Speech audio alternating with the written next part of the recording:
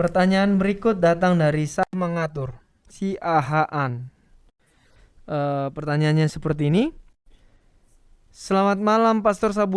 Apa maksud dari Kejadian 9 ayat 3 sampai 4? Tolong perjelas karena kita ada didiskusikan ada saudara kita yang pemakan babi dengan memakai ayat tersebut. Kejadian 9 ayat 3 4. Berbunyi demikian. Segala yang bergerak, yang hidup akan menjadi makananmu. Aku telah memberikan semuanya itu kepadamu, seperti juga tumbuh-tumbuhan hijau. Hanya daging yang masih ada nyawanya, yakni darahnya, janganlah kamu makan. Terima kasih untuk pertanyaan ini. Segala yang bergerak, yang hidup akan menjadi makananmu. Pertanyaannya adalah, siapa pilih dari antara yang bergerak? Kalau dikatakan segala yang bergerak, apakah ini hanya berbicara tentang binatang atau berbicara tentang manusia juga karena manusia bergerak, atau tentang apa kalau bergerak mengenai segala yang bergerak?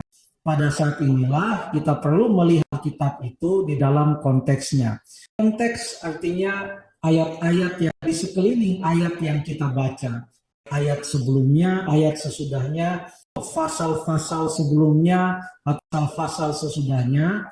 Karena kita percaya Alkitab ini tentu tidak bertentangan satu dengan yang lain. Ajaran-ajaran ada dalam kitab-kitab Alkitab itu sangat harmonis. Dalam konteks yang sangat dekat yang ada di dalam Kejadian pasal yang ke-9, kita akan coba mau diskualifikasi mana yang tidak termasuk di sini, ya.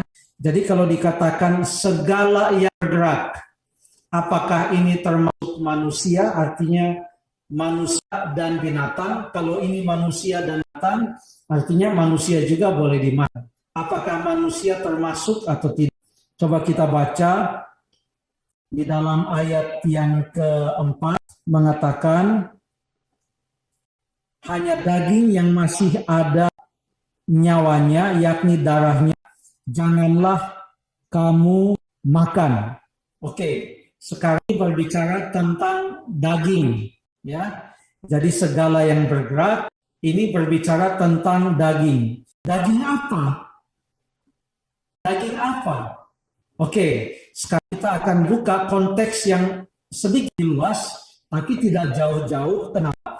Karena perintah Allah ini diberikan kepada Nuh, ya, diberikan kepada Nuh. Ini bukan perintah yang pertama yang Tuhan Allah berikan kepada Nuh. Bukan perkataan yang pertama yang Tuhan Allah berikan kepada Nabi Nuh. Coba kita buka di dalam Kejadian pasal yang ke-7. Kejadian pasal yang ke-7, berfirman Tuhan kepada Nuh, ya. Berfirmanlah Tuhan kepada Nuh. Tadi juga di pasal yang ke-9. Bedanya apa? Pasal yang ke-9 itu setelah air bah. Pasal yang ke-7 ini adalah sebelum air. Sebelum air bah, Tuhan sudah memberikan kepada Nuh suatu perintah, di mana di dalam pasal yang ke-7 ayat 1 dan ayat kedua dikatakan, masuklah ke dalam bah itu engkau dan seisi rumahmu, sebab engkaulah yang kulihat benar di hadapanku di antara orang zaman ini. Dari segala binatang yang tidak haram haruslah kau ambil pasang, jantan dan betinanya, tetapi dari binatang yang haram satu pasang, jantan dan betinanya. Itu sebelum air bah. Setelah air bah ada perintah, makanlah segala yang bergerak. Ini perintah kepada Nuh dan kepada keluarganya. Jadi ini adalah untuk binatang. Lalu binatang yang bagaimana yang boleh dimakan? Binatang yang dimakan adalah binatang yang haram. Itulah yang boleh menjadi makan. Binatang yang haram itu tidak bisa menjadi makanan. Perhatikan bahwa di dalam Kejadian pasal 9, berdasarkan yang tadi, Kejadian pasal yang ke-9, ayat yang ke-6 mengatakan segala yang bergerak. Segala yang bergerak. Tetap tandai bagian Alkitab ini, yaitu Kejadian pasal 9. Saya masih pegang Kejadian pasal 9. Lalu sambil saya pegang Kejadian pasal 9, supaya saya bisa kembali ke situ, saya akan dengan tangan yang lain membuka Kejadian pasal 1 ayat yang ke-29. Kejadian 1 ayat yang ke-29. Ini sama-sama firman dari Tuhan tentang makanan. Oke. Sekarang kita baca Kejadian ayat 29. Berfirmanlah Allah, lihatlah aku memberikan kepada segala tumbuhan yang berbiji di seluruh bumi dan segala pohon-pohonan yang buahnya berbiji lain akan menjadi makanan, jadi buah-buahan dan biji-bijian. Segala, dua kali kata segala. Oke, dua kali kata segala. Tetapi apakah dengan Tuhan mengatakan segala biji-bijian, segala buah-buahan, artinya mereka harus makan buah? Tidak.